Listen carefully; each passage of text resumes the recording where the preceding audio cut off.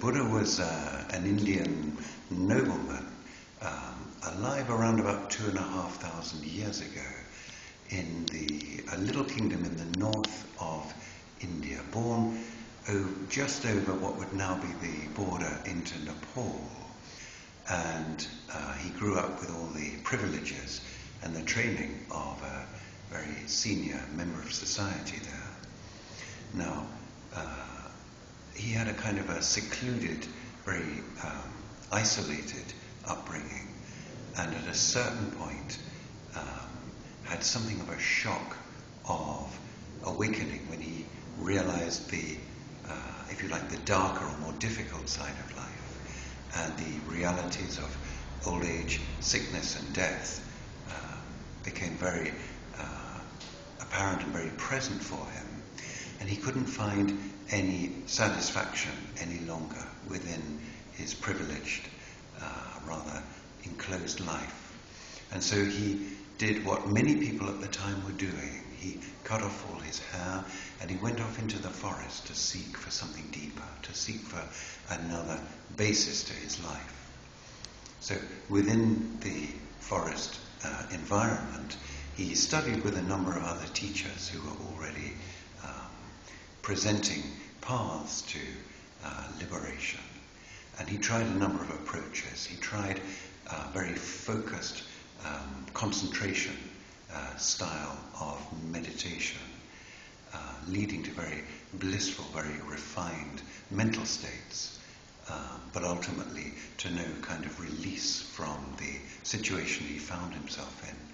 And he also tried asceticism, the idea being, at the time there was a sense of a very strong division, the body and, if you like, the spirit or the soul. And there was a sense in which you could, as it were, weaken the body and set the spirit free. And he tried this kind of thing. And fasting was one area that he particularly explored. And what he found was that as he weakened the body in these ways, the mind and his whole being became more and more dull and further away from any kind of liberation. So he gave up on that kind of thing. So the old texts say he was sat beside a river, the Naranjara River, a tributary of the Ganges, and he saw a boat going by. Now, maybe it was a vision or a dream, or maybe he really did see a boat. But on this boat was a person playing a veena, which is a kind of Indian guitar. And this veena had 3 strings on it. And one was very loose, one very tight, and the middle one was kind of tuned, if you like. And the musician, when he plucked the loose string, there was no sound came at all. When he plucked the very tight string, it broke. And then the middle one actually produced. And this kind of idea of the middle way permeated his teaching and his presentation from this time forward. And he started to eat. He started to wash himself. And he also, around this time, had a memory come up of being a young boy taken to a ploughing festival, maybe 7 years old, and he remembered how beautiful and how blissful the experience of just being under this tree, just breathing, just aware, just sitting. So from then he started to practice, to take this experience of himself as a 7-year-old as his guidepost, if you like. And a relatively short time after this, he actually found liberation. He found release from all of his suffering.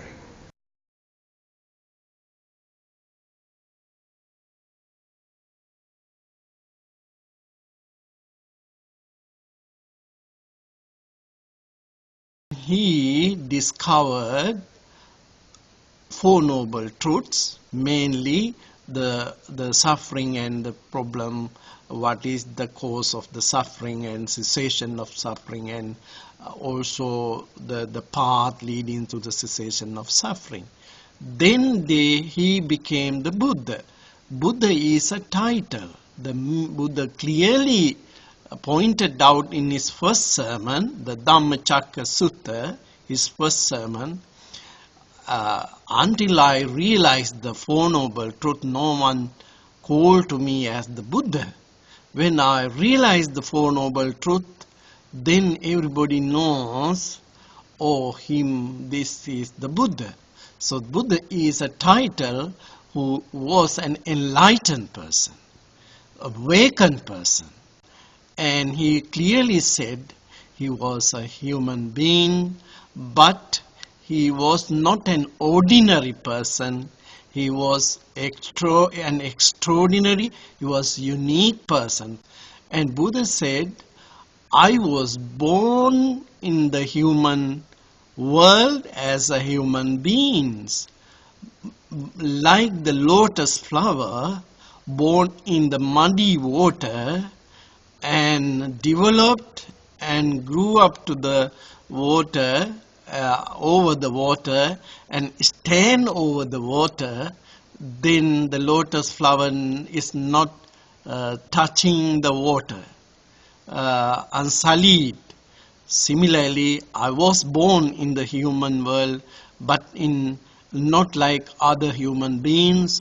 I have been able to transcend my mind to a supra-mundane level. I am an enlightened being. Therefore, I am the Buddha. Now, within the Zen approach to Buddhism, we think of this term Buddha and this awakening as kind of generalized out from this human historical individual to reality. And we can come to realize or experience or connect with this Buddha quality within reality right now. And we emphasize both aspects within Zen, both that historical link to, if you like, a pathfinder back in ancient India, but also this ever-present reality.